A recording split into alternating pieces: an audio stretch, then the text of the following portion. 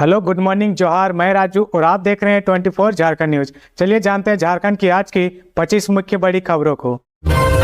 झारखंड के सूखाग्रस्त क्षेत्र के किसानों को हेमंत सरकार देगी 3500 रुपये की आर्थिक मदद। झारखंड के किसानों के लिए बड़ी खुशखबरी है। खासकर सूखाग्रस्त प्रभावित क्षेत्र के किसानों के लिए मुख्यमंत्री हेमंत सोरेन ने ऐसे किसानों को तत्काल राहत के रूप में 3500 रुपये देने का आदेश दिया है। यह रकम अनुग्रह राशि के रूप में दी जाएगी। मुख्यमंत्री ने बुधवार को राज्य आपदा प्रबंधन प्राधिकार की बैठक में यह निर्देश दिए हैं। मुख्यमंत्री को कृषि विभाग की ओर से बताया गया कि इस साल भी कम बारिश की वजह से 17 जिलों के 158 प्रखंडों में सुखाड़ की स्थिति है। इन क्षेत्रों को सूखाग्रस्त घोषित करने की विभाग ने अनुशंसा की है। इस पर मुख्यमंत्री ने आपदा प्रबंधन विभाग को निर्देश दिया कि इन सभी 158 प्रखंडों को सुखाड़ क्षेत्र घोषित करने का प्रस्ताव तैयार करे। प्रस्ताव को मंत्रिपरिषद की बैठक में मंजूरी के लिए रखा जाएगा। साथ ही उन्होंने कहा कि सूखाग्रस्त क्षेत्र के प्रत्येक किसान को तत्काल 3500 रुपये की अनुग्रह राशि दी जाए। आपदा प्रबंधन विभाग के अधिकारियों को मुख्यमंत्री हेमंत सोरेन ने यह भी निर्देश दिया है कि वे केंद्र सरकार को सहायता राशि उपलब्ध कराने के लिए एक प्रस्ताव तैयार करके भेजे। इस राशि से सूखाग्रस्त प्रभावित किसानों को आर्थिक सहायता दी जाएगी। मुख्यमंत्री ने अधिकारियों से कहा कि सुखाड़ से प्रभावित किसानों को राहत देने के लिए समुचित कदम उठाएं। उन्होंने गत वर्ष की भांति इस वर्ष भी सूखे की मार झेल रहे झारखंड के किसानों को तत्काल राहत के तौर पर 3500 रुपये प्रति किसान अनुग्रह राशि देने का निर्देश दिया है। मुख्यमंत्री ने साथ ही यह भी कहा कि वैसे किसान जिनकी फसल कम बारिश की वजह से 33% तक क्षतिग्रस्त हुई है, उन्हें इनपुट अनुदान राशि दी जाएगी। बैठक में स्वास्थ्य मंत्री बन्ना गुप्ता और कृषि एवं सहकारिता मंत्री बादल पत्रलेख, मुख्य सचिव एल खियांगते, प्रधान सचिव अजय कुमार सिंह, मुख्यमंत्री के प्रधान सचिव विनय कुमार चौबे, सचिव अमिताभ कौशल, सचिव अब्बू बकर सिद्दीकी और कृषि विभाग के विशेष सचिव प्रदीप हजारी मौजूद थे। जेलों में आजीवन कारावास की सजा काट रहे 56 कैदी रिहा किए जाएंगे। सीएम हेमंत सोरेन ने कहा। झारखंड राज्य सजा पुनरीक्षण पार्षद की बैठक में सीएम हेमंत सोरेन ने कहा कि राज्य के जेलों में आजीवन कारावास की सजा काट रहे 56 कैदी रिहा किए जाएंगे। बैठक की अध्यक्षता सीएम हेमंत सोरेन ने की है। बता दें कि बैठक में 109 कैदियों की रिहाई पर चर्चा हुई। कैदियों के व्यवहार और सजा की समीक्षा के बाद 56 कैदियों की रिहाई पर सहमति बनी। समीक्षा के क्रम में अदालतों, संबंधित जिलों के पुलिस अधीक्षक, जेल अधीक्षक और जिला प्रोबेशन पदाधिकारियों के विचार पर विमर्श किया गया है। सीएम हेमंत ने अधिकारियों से कहा कि जो कैदी जेल से रिहा किए जाते हैं उनकी लगातार ट्रैकिंग और मॉनिटरिंग होनी चाहिए। इसके अलावा उनके पुनर्वास की दिशा में भी पहल की जाए ताकि वे मुख्य धारा में बने रहे। साथ ही कहा कि रिहा होने वाले बुजुर्ग कैदियों को यूनिवर्सल पेंशन स्कीम से जोड़ा जाएगा। सीएम ने कहा कि अक्सर देखा गया कि जेल से जो बुजुर्ग कैदी रिहा किए जाते हैं जिन्हें उनका परिवार अपनाने के लिए आगे नहीं आता है, ऐसे में इनको सरकार की यूनिवर्सल पेंशन स्कीम से जोड़ा जाए जिससे उन्हें इधर उधर भटकना नहीं पड़े। उन्होंने यह भी कहा कि रिहा होने वाले कैदियों को सरकार की विभिन्न कल्याणकारी योजनाओं का लाभ दिया जाए। इससे उन्हें जीविकापार्जन की दिशा में सहूलियत होगी। बैठक में अधिकारियों ने मुख्यमंत्री को बताया गया कि झारखंड राज्य सजा पुनरीक्षण पार्षद की 29वीं बैठक तक 1831 कैदियों की रिहाई हो चुकी है। अधिकारियों ने यह भी बताया कि वर्ष 2019 से लेकर अब तक 457 कैदियों के घरों का जिला प्रोबेशन अधिकारियों द्वारा सर्वे कराया जा चुका है। इनमें से 378 कैदियों को सरकार विभिन्न योजनाओं का लाभ प्रदान किया गया है। अन्य कैदियों को सरकार की योजनाओं से जोड़ने की प्रक्रिया चल रही है। आईएएस अविनाश कुमार की पत्नी को ईडी का दूसरा समन। इस मामले में होगी पूछताछ। जमीन घोटाले मामले में ईडी ने प्रीति कुमारी को दूसरा समन भेज दिया है। प्रीति कुमारी को अब ईडी ने समन कर 12 जनवरी को पूछताछ के लिए बुलाया है। बता दें कि प्रीति कुमारी झारखंड के वर्तमान आईएएस अविनाश कुमार की पत्नी है। अविनाश कुमार झारखंड सरकार में गृह विभाग में अवर सचिव के पद पर कार्यरत है। उनके पास गृह सचिव का अतिरिक्त पदभार भी है। ईडी प्रीति कुमारी को इससे पहले भी समन भेज चुकी है। इससे पहले भेजे गए समन पर प्रीति कुमारी को 3 जनवरी को हाजिर होना था, लेकिन वह उपस्थित नहीं हुई थी। बता दें कि ईडी प्रीति कुमारी से जमीन घोटाला मामले में पूछताछ करना चाहती है। ईडी के सूत्रों के अनुसार बर्लिन अस्पताल के कागजात को तैयार करने में बड़े पैमाने पर फर्जीवाड़ा किया गया था। जानकारी के मुताबिक प्रीति कुमारी के नाम पर करीब 3 करोड़ की प्रॉपर्टी को खरीदा गया था, जिसकी खरीदारी अलग अलग तिथि पर की गई थी। बता दें कि जिस जमीन घोटाला मामले में ईडी जांच कर रही है वह प्रीति कुमारी के नाम से पंजीकृत है। उसी जमीन पर बने बर्लिन अस्पताल में जब ईडी की टीम ने रेड किया था तब जमीन से जुड़े कई संदिग्ध दस्तावेज हाथ लगे थे। ईडी ने बड़गई अंचल अधिकारी भानु प्रताप से बर्लिन अस्पताल के अलावा अन्य प्रॉपर्टी की डीड खतियान की कॉपी के साथ रिपोर्ट मांगी थी। खबरों में आगे बढ़ने से पहले अगर अभी तक आपने इस चैनल को सब्सक्राइब नहीं किया तो प्लीज सब्सक्राइब कर ले, जिससे झारखंड की हर छोटी सी बड़ी खबर की अपडेट आप तक पहुंचता रहे। झारखंड में 100% डिजिटल होगी बैंकिंग सेवा, मशीनों का इस्तेमाल बढ़ेगा। रिजर्व बैंक के आदेश के बाद झारखंड के सभी 24 जिलों के बैंकों को 100% डिजिटल करने की तैयारी शुरू हो गई है। बैंकों में इसको लेकर दिशा निर्देश दिए जा चुके हैं। इससे पहले भी पायलट प्रोजेक्ट के तौर पर रांची और पूर्वी सिंहभूम के बैंकों को पूरी तरह से डिजिटल करने का लक्ष्य रखा गया था, जिसे समय से पहले ही पूरा कर लिया गया है। दरअसल 2023 की शुरुआत में ही ये फैसला लिया गया था और साल का अंत होने से पहले लक्ष्य प्राप्त कर लिया गया है। इसके बाद ही ये फैसला लिया गया कि राज्य के सभी बैंकों को 100% डिजिटल बनाया जाएगा। रिजर्व बैंक ऑफ इंडिया को ये समझाना था कि झारखंड में बैंक नई तकनीक को समझने और उसे लागू करने के लिए कितने तैयार है। तब पहले केवल 2 जिलों को चयनित कर बैंकों को 100% डिजिटल बनाने का काम किया गया। अब रांची और पूर्वी सिंहभूम के बैंक 100% डिजिटल हो चुके हैं, जिसके बाद अब सभी जिलों में इस काम को शुरू किया जा रहा है। बैंक में ट्रांजैक्शन का 100% हिस्सा ऑटोमेटेड करने की योजना है। साथ ही इस योजना पर भी काम चल रहा है कि बैंकों के पूरी तरह डिजिटल होने के बाद कर्मचारियों को अब कारोबार बढ़ाने, बैंक की सुविधा को और बेहतर करने की तरफ फोकस करना होगा। इन टच के साथ कई सुविधाएं जुड़ेगी। SBI इन टच के साथ कई तरह के प्रयोग भी कर रहा है। बैंकों में तत्काल खाता खोलने, पर्सनलाइज अकाउंट की प्रिंटिंग और उसे इशू करने, इन्वेस्टमेंट के लिए ऑनलाइन एक्सपर्ट सलाह देने जैसे कई सुविधाएं आसानी से हो सकेंगी। इसके अलावा RBI के इस फैसले के बाद डिजिटल ओनली और ई लॉबीज की संख्या भी बढ़ेगी। चाचा ने 3 साल के भतीजे की हत्या कर दी। बड़े भाई से झगड़े का गुस्सा मासूम पर निकाला। झारखंड के धनबाद में चाचा ने भतीजे की हत्या कर दी। आरंभिक जांच में पता चला कि बड़े भाई से बदला लेने के लिए चाचा पिंटू राम ने बड़ी बेरहमी से 3 वर्षीय भतीजे की हत्या कर दी। मृत बच्चे की पहचान 3 साल के शिव कुमार के रूप में हुई है। यह खौफनाक वारदात कुमार धुबी कोलवरी क्षेत्र की है। बताया जाता है कि बच्चा 3 दिन से लापता था। बुधवार को चिरकुंडा पुलिस ने उसका शव बरामद किया है। पुलिस ने हत्यारोपी पिंटू राम को हिरासत में लिया है और पूछताछ कर रही है। आरंभिक जांच में पता चला कि मृतक के पिता शैलेश राम का पिछले दिनों अपने भाई से किसी बात पर विवाद हुआ था। तब से पिंटू राम बदले की आग में जल रहा था। मौका मिलते ही उसने रविवार को भतीजे को अगवा कर लिया और उसकी हत्या कर दी। हत्या के बाद उसने शव को कुमार धुबी कोलवरी के बंद पड़े इंक्लाइन के पास जंगल में फेंक दिया। इधर बच्चा लापता होने से परिजन नाराज थे। बच्चा लापता हुआ तो परिजन परेशान हो गए। परिजनों ने खोजबीन की लेकिन उसका कुछ पता नहीं चला। बाद में चिरकुंडा थाने में गुमशुदगी की रिपोर्ट दर्ज कराई गई। इधर बुधवार सुबह कुछ स्थानीय लोगों ने बच्चे का शव देखा तो चिरकुंडा पुलिस को सूचना दी।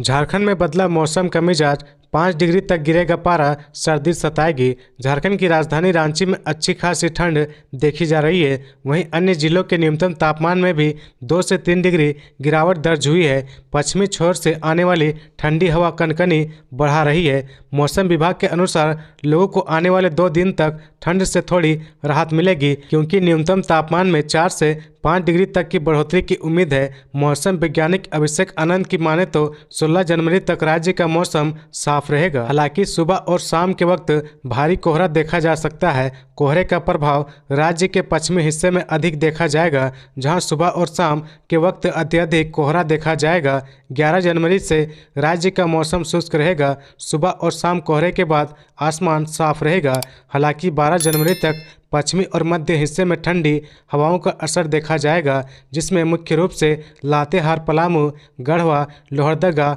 गुमला, रांची, हजारीबाग, रामगढ़ समेत अन्य जिले शामिल हैं। अभिषेक आनंद ने बताया कि आने वाले दिनों में तापमान में गिरावट होगी, जिसके बाद लोगों को ठंड का एहसास होगा। इस दौरान तापमान में 5 डिग्री तक की गिरावट होगी। इससे राज्य का औसतन तापमान 10 से 11 डिग्री सेल्सियस तक होने का अनुमान है।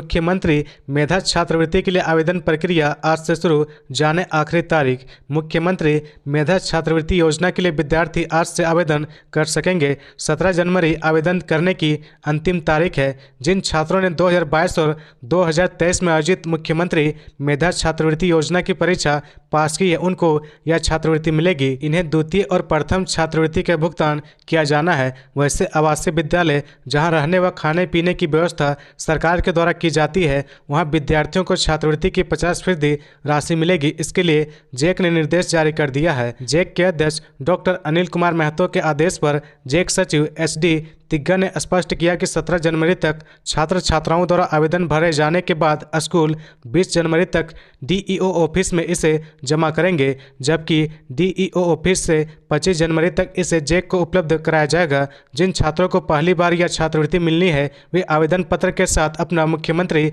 मेधा छात्रवृत्ति परीक्षा का प्रवेश पत्र, जाति प्रमाण पत्र, आधार कार्ड और बैंक खाता की छाया प्रति देंगे। वहीं जिन्हें पहले साल की छात्रवृत्ति मिल चुकी है, वे द्वितीय वर्ष की छात्रवृत्ति पाएंगे। इसके लिए 9वीं क्लास में 60% अंक से उन्हें पास करना अनिवार्य होगा। द्वितीय वर्ष की छात्रवृत्ति प्राप्त करने के लिए ऐसे छात्र छात्राओं को 9वीं पास करने के लिए अंक पत्र की छाया प्रति देना आवश्यक होगा। छात्रवृत्ति की राशि पूर्व से उपलब्ध कराए गए बैंक खाते में दी जाएगी। इसमें बदलाव नहीं किया जाएगा। रांची शहर को 25 जोन में बांटकर ई-रिक्शा को दिया जाएगा रूट पास, लोगों को जाम से मिलेगी मुक्ति।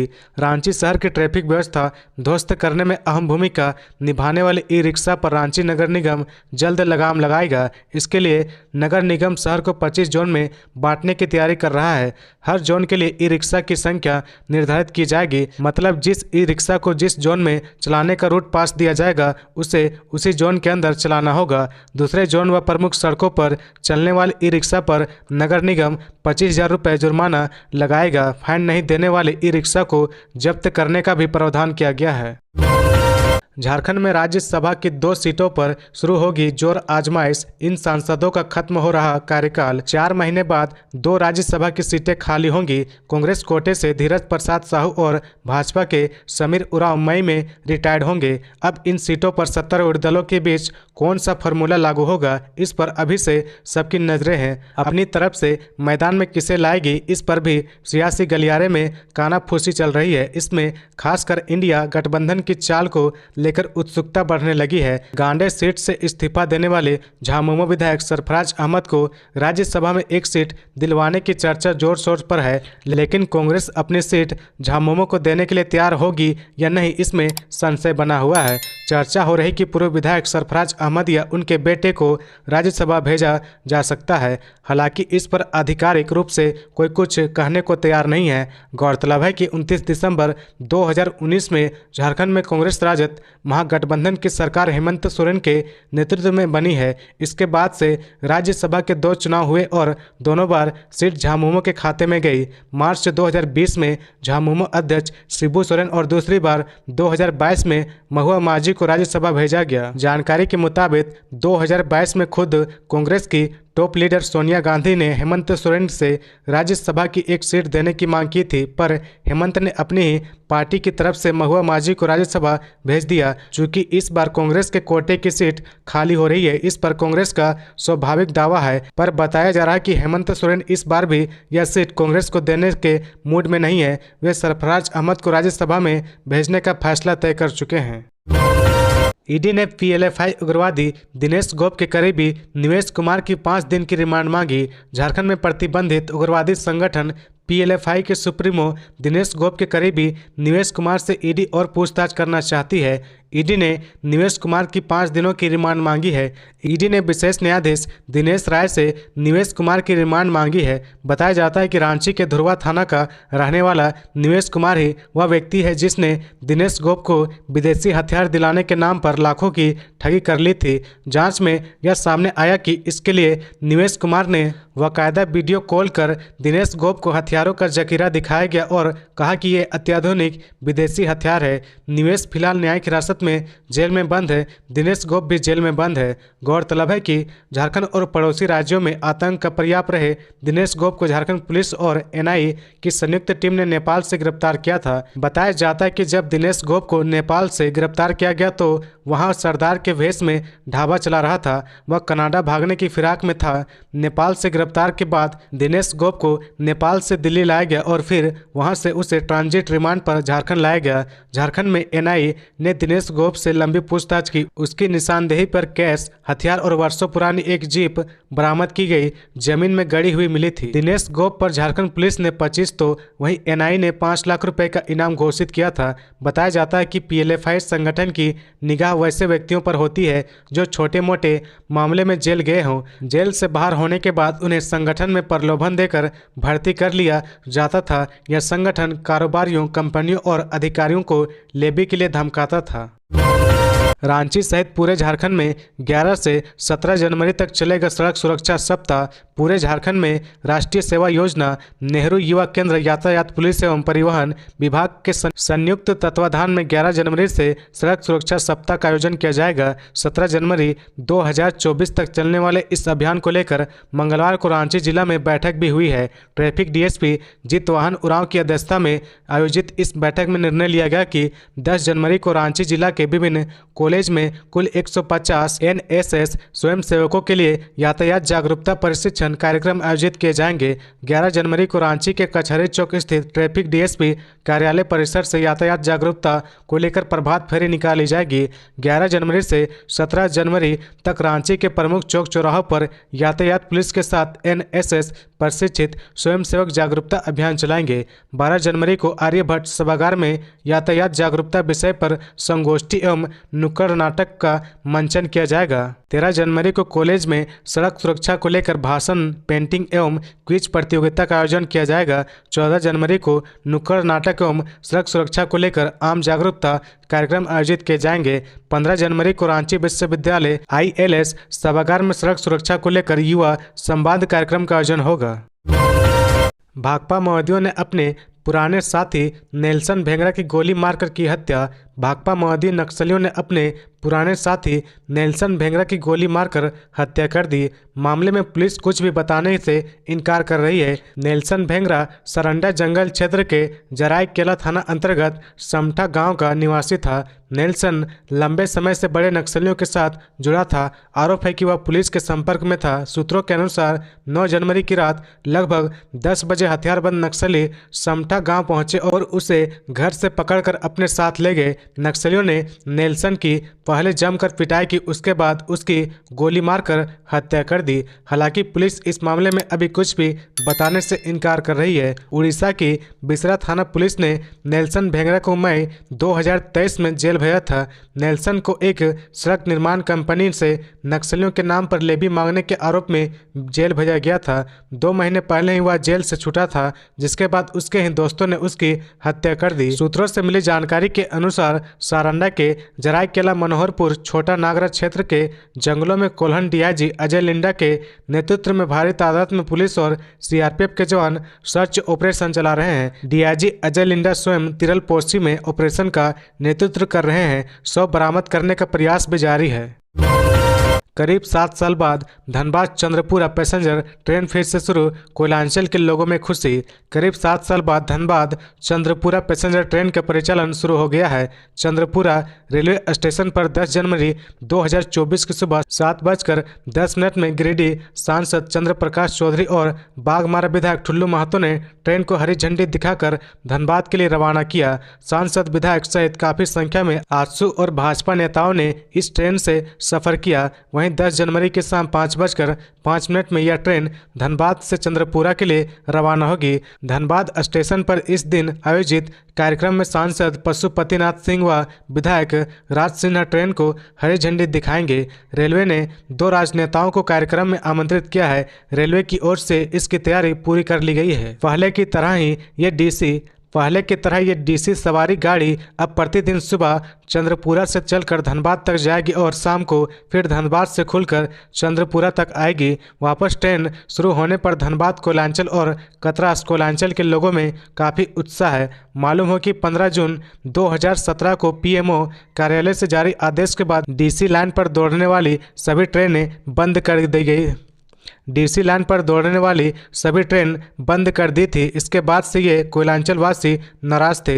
सभी ट्रेनों का परिचालन शुरू करने के लिए विभिन्न संगठनों वर्षों तक धरना प्रदर्शन करते रहे। इधर गिरिडीह सांसद चंद्र प्रकाश चौधरी और बाघमारा भाजपा विधायक ठुल्लू महतो का भी डीसी लाइन चालू कराने का प्रयास निरंतर जारी रहा, जिसके बाद समय समय पर डीसी लाइन से कई ट्रेनों का परिचालन और कतरास में ठहराव शुरू हो गया है।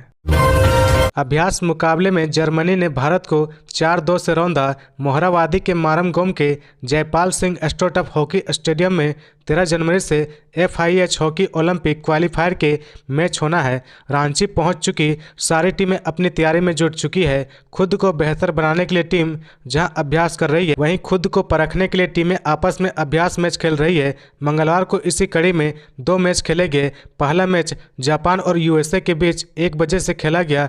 पूरे समय तक दोनों टीमें एक दूसरे के खिलाफ कोई गोल नहीं कर सकी। वहीं दूसरे अभ्यास मैच में जर्मनी ने भारत को 4-2 से हराया। शाम के 5:30 बजे भारत और जर्मनी के बीच दूसरा अभ्यास मैच खेला गया। मैच के शुरू होते ही जर्मनी की टीम भारतीय महिला हॉकी टीम पर हावी रही। पहले क्वार्टर में जर्मनी की टीम ने भारत के खिलाफ गोल कर 1-0 की बढ़त हासिल कर ली। इसके बाद दूसरे क्वार्टर में भी जर्मनी को 1 गोल करने का मौका मिल गया, लेकिन तीसरे क्वार्टर में भारतीय महिला हॉकी टीम ने 1 गोल कर मैच में वापसी की। इसके बाद तीसरे और चौथे क्वार्टर में जर्मनी की टीम ने 2 और गोल किए। मैच में भारतीय टीम 2 ही गोल कर सकी और मैच में जर्मनी 4-2 से आगे हो गया। रांची में ही डटे हैं सत्ताधारी विधायक। बीजेपी की राज्यपाल से मुलाकात के बाद बढ़ी हलचल। हेमंत सोरेन सरकार के सभी विधायक राजधानी रांची में ही जमे हैं। बीते दिनों मुख्यमंत्री आवास में हुई बैठक के दौरान सत्ताधारी दल के सभी विधायकों को निर्देश दिया गया था कि वह रांची में ही रहे। ऐसे में माना जा रहा है कि सियासी गतिविधियों में हलचल बढ़ सकती है। सत्ता पक्ष के सभी विधायकों की तरफ से बहुत सोच समझ कर कदम उठाया जा रहा है। मंगलवार को प्रोजेक्ट भवन में हेमंत कैबिनेट की बैठक हुई। बैठक के बहाने भी कई विधायक पहुंचे। सूत्रों के मुताबिक विधायकों को फिर से निर्देश दिया गया कि वह कहीं नहीं जाए। जामताड़ा विधायक डॉक्टर इरफान अंसारी ने पुणे जाने की बात मुख्यमंत्री हेमंत सोरेन से की थी, लेकिन बाद में उन्होंने अपना कार्यक्रम स्थगित कर दिया। बरही विधायक उमा शंकर अकेला भी राष्ट्रीय छात्र संसद में जाने की सोच रहे थे, लेकिन उन्होंने भी अपना कार्यक्रम टाल दिया। सत्ता पक्ष भाजपा की गतिविधियों पर नजर बनाए हुए है। दूसरी तरफ झामुमो ने निर्वाचन आयोग पर गांडे में उपचुनाव कराने का दबाव बनाया है। इधर राज्यपाल सीपी राधाकृष्णन के रांची पहुंचते ही राजनीतिक हलचल बढ़ गई। मंगलवार को भाजपा के प्रदेश अध्यक्ष बाबूलाल मरांडी राजभवन पहुंचे। राजभवन पहुंचने के बाद उन्होंने राज्यपाल से घंटों मुलाकात की और झारखंड में चल रहे राजनीतिक भूचाल से अवगत कराया। राजभवन से बाहर निकलने के बाद झारखंड के पूर्व मुख्यमंत्री बाबूलाल मरांडी ने कहा कि 3 जनवरी से झारखंड में चल रही राजनीतिक हलचल को लेकर उन्होंने राज्यपाल को पत्र लिखा था। उसी पत्र के बारे में याद दिलाने के लिए वे राजभवन पहुंचे थे। अवैध खनन में मेरी कोई भूमिका नहीं, ईडी से बोले पूर्व विधायक पप्पू यादव। साहिबगंज में 1250 करोड़ रुपए के अवैध खनन व गवाहों को प्रभावित करने से जुड़े मामले में ईडी ने मंगलवार को साहिबगंज डीसी रामनिवास यादव के करीबी पूर्व विधायक पप्पू यादव से रांची जोनल ऑफिस में पूछताछ की।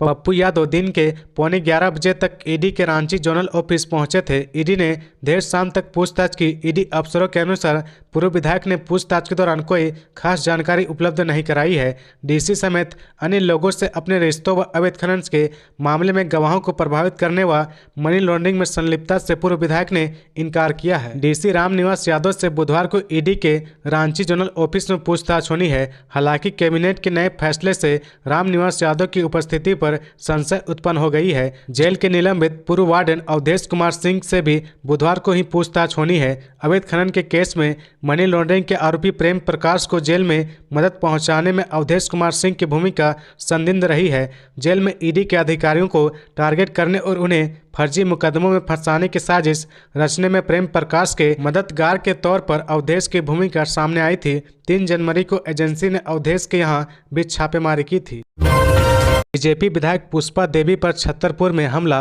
अज्ञात लोगों ने गाड़ी में बरसाए पत्थर, 2 बॉडीगार्ड जख्मी। झारखंड के छतरपुर से भारतीय जनता पार्टी की विधायक पुष्पा देवी के काफिले में हमला हुआ। छतरपुर के नौडीहा में उदयगढ़ मोड़ पर अज्ञात लोगों ने विधायक पुष्पा देवी के काफिले में शामिल गाड़ियों को निशाना बनाया। काफिले में पत्थरबाजी से 3 गाड़ियां क्षतिग्रस्त होने की सूचना है। घटना के समय विधायक पुष्पा देवी के साथ पूर्व सांसद मनोज कुमार भी मौजूद थे। हमले में विधायक पुष्पा देवी के 2 अंगरक्षकों को चोट लगने की खबर है। घटना को लेकर विधायक पुष्पा देवी ने बताया कि वे किसी कार्यक्रम में शामिल होने छतरपुर गई थी। रास्ता जाम था, वो नौडीहा बाजार चली गई। इस बीच एसपी ऑफिस से बातचीत करने के बाद पता चला कि जाम खत्म हो गया है। इसके बाद पुष्पा देवी काफिले के साथ नौडीहा बाजार से लौट रही थी कि तभी उदयगढ़ मोड़ पर उनके काफिले में तकरीबन 20 की संख्या में अज्ञात हमलावरों ने हमला किया। विधायक ने बताया कि पत्थरबाजी से काफिले में शामिल 3 गाड़ियों के शीशे टूट गए हैं। विधायक पुष्पा देवी ने बताया कि हमले में उनके 2 अंगरक्षकों को चोट लगी है। इनमें से एक बॉडीगार्ड के हाथ में चोट लगी है, जबकि दूसरे अंगरक्षक के गर्दन में चोट लगी है। विधायक पुष्पा देवी ने कहा कि कार्यकर्ताओं को भी चोटें आई हैं। पुष्पा देवी ने बताया कि गनीमत है कि उन्हें और उनके पति मनोज कुमार को चोट नहीं लगी। विधायक पुष्पा देवी ने छतरपुर थाने में अज्ञात हमलावरों के खिलाफ लिखित शिकायत दर्ज कराई है। झारखंड में सर्द हवाओं ने बढ़ाई परेशानी, जाने मकर संक्रांति के दिन कैसा रहेगा मौसम। झारखंड के मौसम में आए बदलाव के कारण कई इलाकों के न्यूनतम तापमान में गिरावट देखी जा रही है। बढ़ती ठंड से लोग परेशान हैं। पिछले दिनों आसमान में बादल छाए रहने के कारण लोग सूरज की गर्मी के लिए तरस गए थे।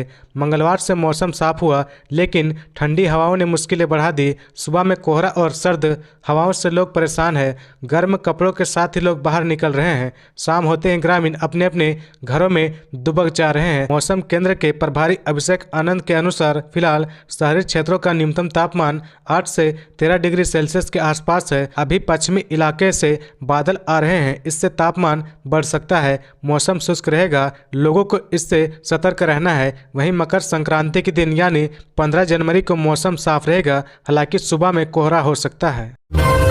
बाहर की जांच एजेंसियों के समक्ष अब झारखंड सरकार की अनुमति के बाद ही पेश होंगे पदाधिकारी। झारखंड सरकार के पदाधिकारियों व कर्मचारी बिना राज्य सरकार की अनुमति के केंद्र या अन्य राज्य की जांच एजेंसियों के समक्ष पेश नहीं होंगे। पदाधिकारियों को विभागों के कागजात या दस्तावेज भी केंद्र या अन्य राज्यों की जांच एजेंसियों को सौंपने के पूर्व राज्य सरकार की अनुमति अनिवार्य होगी। मंगलवार को कैबिनेट ने मंत्रिमंडल निगरानी विभाग के प्रस्ताव पर राज्य सरकार के पदाधिकारियों को राज्य के बाहर की जांच एजेंसियों से प्राप्त समन या नोटिस के अनुपालन के लिए दिशा निर्देश को मंजूरी दी है। प्रस्ताव में कहा गया कि राज्य के बाहर की जांच एजेंसियां राज्य सरकार के समक्ष प्राधिकार को सूचित किए बिना पदाधिकारियों को सीधे समन भेजकर उपस्थित होने के लिए निर्देशित किया जाता है। कई मामलों में सरकारी दस्तावेजों व अभिलेखों की मांग भी की जाती है। कई मामलों में समन या नोटिस के आलोक में राज्य सरकार के पदाधिकारी विभागीय प्रधान के संज्ञान में लाए बिना ही सरकारी दस्तावेज एजेंसी को सौंप देते हैं। इससे संबंधित कार्यालय में भ्रम की स्थिति उत्पन्न होने के साथ सरकारी कार्य भी बाधित होता है। झारखंड कैबिनेट ने राज्य से बाहर एजेंसियों से पदाधिकारियों को समन या नोटिस प्राप्त होने के मामले के लिए मंत्रिमंडल निगरानी विभाग को नोडल एजेंसी नामित करने की अनुमति दी है। राज्य से बाहर की किसी भी जांच एजेंसी से समन या नोटिस प्राप्त होने पर संबंधित पदाधिकारी अपने विभागीय प्रधान के माध्यम से मंत्रिमंडल निगरानी को सूचित करेंगे। मंत्रिमंडल निगरानी उचित कानूनी परामर्श प्राप्त कर बाहर की जांच एजेंसी को कार्रवाई में आवश्यक सहयोग के लिए निर्देशित करेगा। तो ये थी आज की झारखंड की टॉप बड़ी खबरें। इसी तरह झारखंड की हर छोटी सी बड़ी खबर देखने के लिए आप हमारे चैनल 24 झारखंड न्यूज को सब्सक्राइब करके बेल आइकन प्रेस कर ले, जिससे झारखंड की हर छोटी सी बड़ी खबर की अपडेट आप तक पहुंचता रहे। तो आज के लिए बस इतना ही। हमें दीजिए इजाजत, फिर मिलते हैं नेक्स्ट न्यूज में।